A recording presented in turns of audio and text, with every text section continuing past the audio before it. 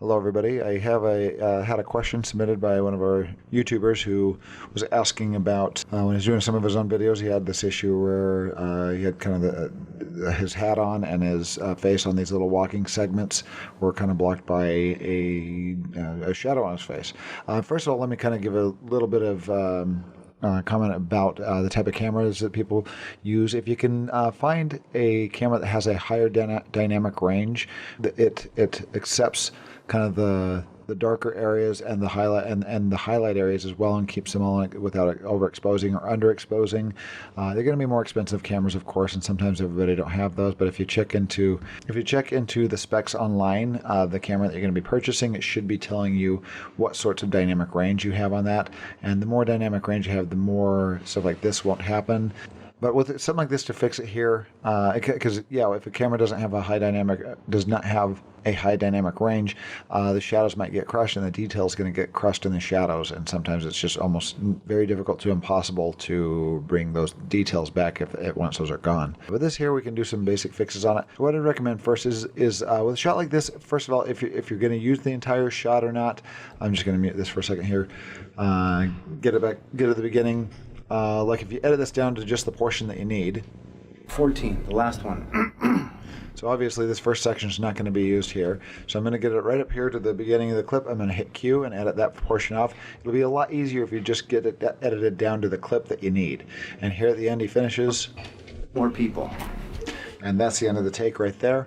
And I'm going to cut off the rest. The rest of it's just walking, the camera turns away. So we just have this whole walking section in between that we want to do. And what we're going to do is we're going to make a mask on this and do that will track to his face. So I've got this in color mode. First of all, let's go into editing mode, show you how to get there. So once you've edited this down, you hit color, and it will arrange for the color layout. And here we got the lumetri color panel, and we're going to use this to we're going to use the curve here to mess with the darks on his face here to try to get those out. But first of all, we're going to create a mask on his face. So I'm going to go up to our effects controls here. I've got our effects controls viewing, and I'm going to start doing a little bit of correction on here just so it adds that filter to this clip. So watch this as I start to make the change. I'm going to bring up the darks here. As I start to do that, it's doing it to the entire image and making the entire image a little flatter. But now once I've done that, it has added the effect. And there are these masks over here. You can actually generate your own mask here by doing a free draw Bezier. I've got it kind of like right dead center in the middle of the clip. That's going to be helpful, and I'll show you why. I'm going to choose this, and I'm going to start drawing a mask over the face. I'm going to kind of click and drag and try to keep the shape of the face. Go on here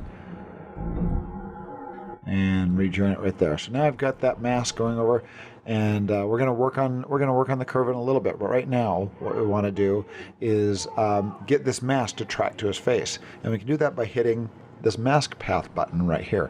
I'm going to move this over a little bit so we can see the mask path area a little better, right about there. And we're going to work on the mask, make it better as well. So right now we've got the reverse track the face. It's going to try to keep that mask tracked to the face. If I play backwards or play forwards, I'm going to start backwards. And you're going to see it's going to start generating keyframes here.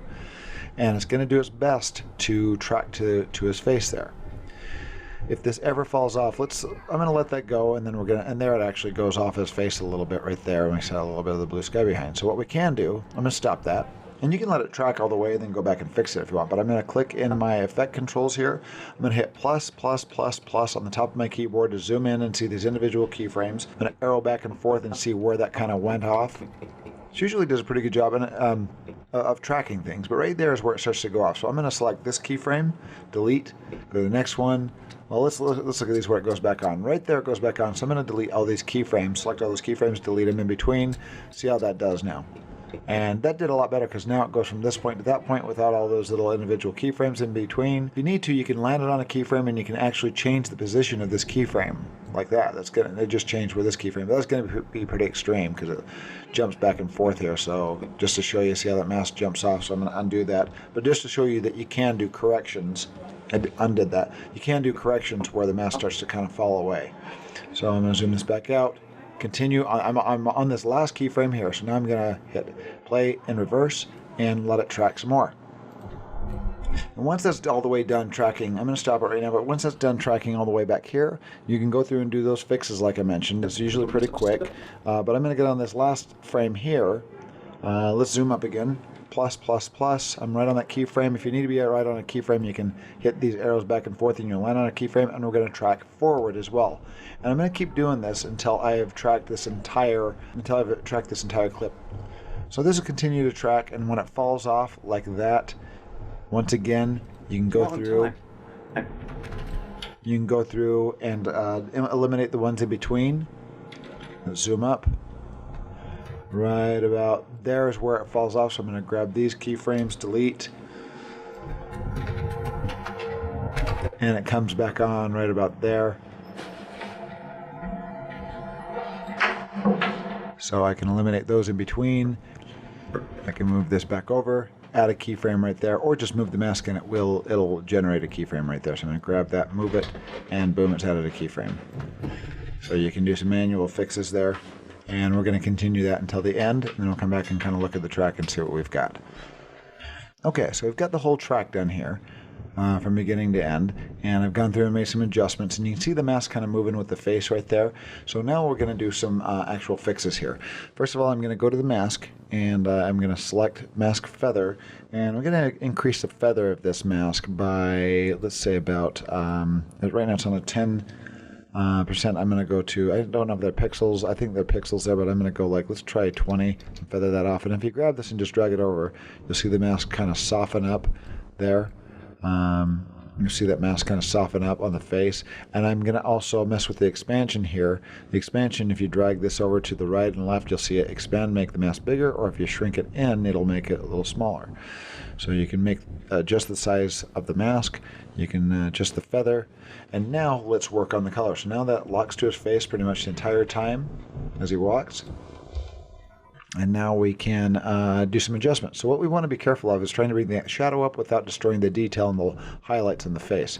So you can do that with a curve. So right now what I'm going to do is I've got my darks boosted up a little bit. Notice how it brings up the dark areas a little bit on the face there. Like I said, this is not a high dynamic range camera, so a lot of these details are gone, but it can improve a little bit.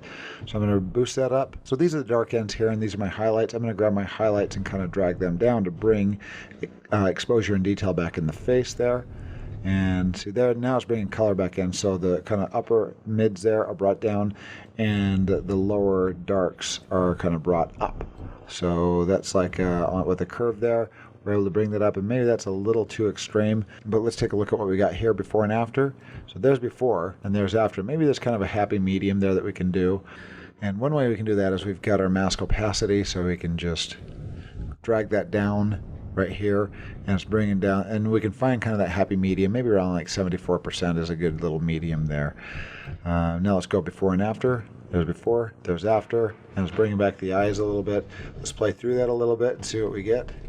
See, that's a little too obvious there, so I'm going to tone that down just a little bit more. Mask opacity, bring that down. It's about 67 there. Now let's go to the beginning, take a look. I'm going to feather the edges even more. Let's go to a mask feather. Let's change that to like an 85. And there we go. I brought out the details on his face under the hat. A bit better than it was before. See, there's before, there's after, and kind of hardly noticeable there. And now, if we want to fix, if we want to color correct the rest of this, we can go grab a lumetri color. I'm going to right click on this one and just call this, I'm going to rename this one to face, so I know that's the fix on the face. I'm going to go to my effects, type in lumetri, and under the color correction folder, I've got this lumetri color. I'm going to put one more filter on that, put it after the face, and now I can correct the entire face. You don't want to put it before because it'll change the brightness levels of the face before it's corrected.